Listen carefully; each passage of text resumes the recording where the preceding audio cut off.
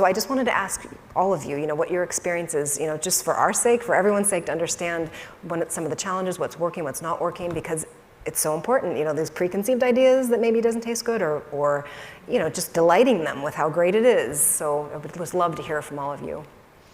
Well, I would say that, so I came into the plant-based space almost 6 years ago from the agency side of things, and having worked in an agency for all of my previous career, my inclination was to always level something up, like make it fancy, just make it fancy. And so I came into Tofurky, and we would go into store demo situations or sampling on convention center floors or whatever, and I would just try to make the samples fancy because I thought that's what would attract new people into our brand space. And it wasn't better. Making something fancy, it sort of presents this hurdle to people, like, they'd come up and they'd say, well, that's not for me, that's not how I eat my food every day. And so what we learned when we started peeling back the layers is, if somebody wants to sample a burger, just make them a cheeseburger that tastes like what they remember from their childhood at McDonald's.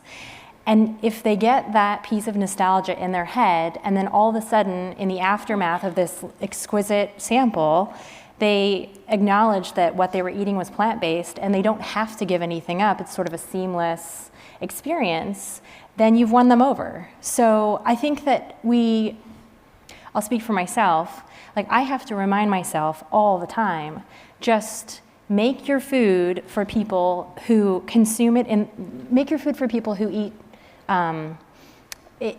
meet them where they're at, right? So like if they're having a sandwich every day, just make them a sandwich in the same way that they would eat it every day, and surprise them in that sort of everyday way, and you've got an impression.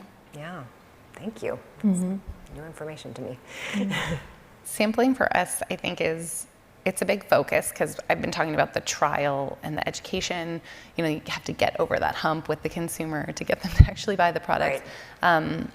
Sampling in store, actually demoing, is really rough for us, because if you think about someone standing there with the table and you're spending to have them there for 48 hours and there's people walking by, and I keep going back to the percentages in the category, even if half the people walking by are open to trying it, only maybe 1% is really buying, for example, a vegan cheese. So even if they walk by and say like, oh, that was a good experience, and they sort of store that for later, that's nice, but it's not really translating into purchase. So for us, what we really focus on is consumer events where we can segment a little more who we're going to address with the sampling. So certainly doing like the vegan and vegetarian festivals and all that stuff, although really now we're trying to make that a lot more mainstream, where we're going to yoga festivals and snowbird festivals, and anyone who might be looking at, who might have a similar, outlook, point of view that might lead them to try a plant-based item, and we're segmenting in that way and trying to address them at consumer level events where they can actually try the product and have a culinary experience that includes a vegan product that is a good experience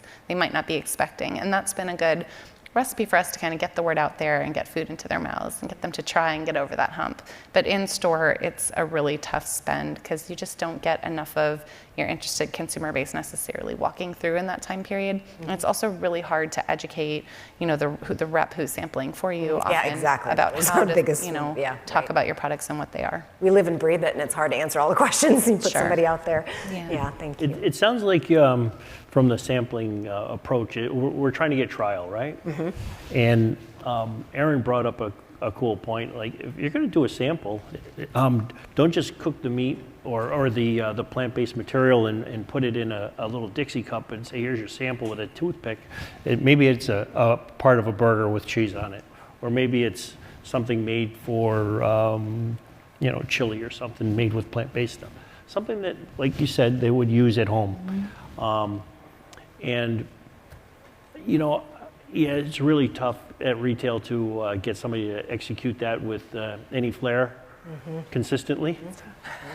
I always go to the promotion. You want to get something in somebody's basket, discount it, and have them buy it and take it home and try it. And bypass the whole thing altogether. Then we'll find out if they're going to come back and do it again.